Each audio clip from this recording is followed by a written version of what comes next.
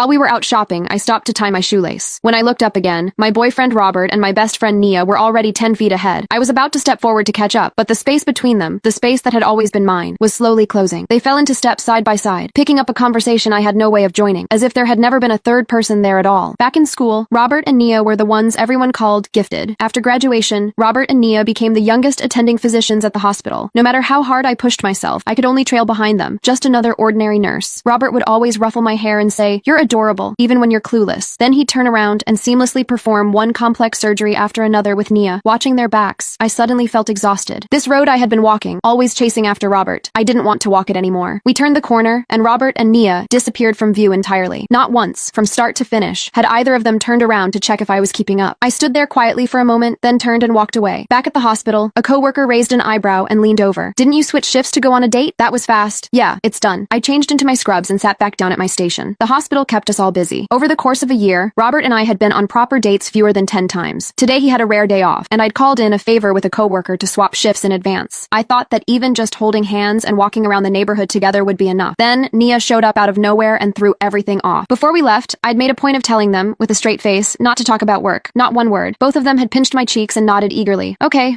we get it. But halfway through dinner, someone brought it up, and before long the two of them were going back and forth about patient cases. I sat there beside them, pushing rice around my plate. I don't even remember when the check was paid. Then the landline at the nurse's station rang, snapping me back. My coworker had already picked up. A car accident up north. Several people were being rushed into the ER. I was about to text Robert when a message from him came through first. Patient came in. Nia and I are heading back to the hospital. I turned the screen off and sat there, blank. He still hadn't asked, not even once, where I had gone. After my last procedure of the day, I ran into Robert in the hallway. He looked worn out. I kept my eyes straight ahead and didn't fall into my usual habit of fussing over him. But the moment we crossed paths, he caught my wrist. He buried his face in the curve of my neck, a habit of his. "What's wrong? Don't recognize your own boyfriend?" Every time he came home after a long shift, he'd do this. Said it was how he recharged. My mind told me to pull away, but there was a dull ache spreading through my chest that I couldn't explain. It had taken me 3 years to go from quietly loving Robert to actually standing by his side. The day we got together, someone in our cohort immediately started a side bet on how long we'd last, because honestly, the gap between us was hard to ignore. Robert had been at the top of his class every single year. Me? Since elementary school, I'd had teachers point fingers in my face and call me stupid. The one who'd stepped in front of me with open arms back then was Nia. I knew I wasn't the smart one. I always needed Robert's patience and Nia's encouragement just to keep going, so even though I had made up my mind, the moment he leaned in close, all that resentment I had been holding on to began quietly dissolving. We sat together in an empty stairwell. It was a rare moment alone. In the silence, Robert finally spoke. "Maya? Yeah? Can you try to act a little more mature from now on?" I blinked, caught off guard. After a long pause, I slowly turned to look at him. "What?" His eyes were closed. His voice was flat. "The way you talk about the weather. This afternoon you disappeared without saying a word. You had Nia and me worried sick. We both finally had a day off. Even if you don't care about me, you could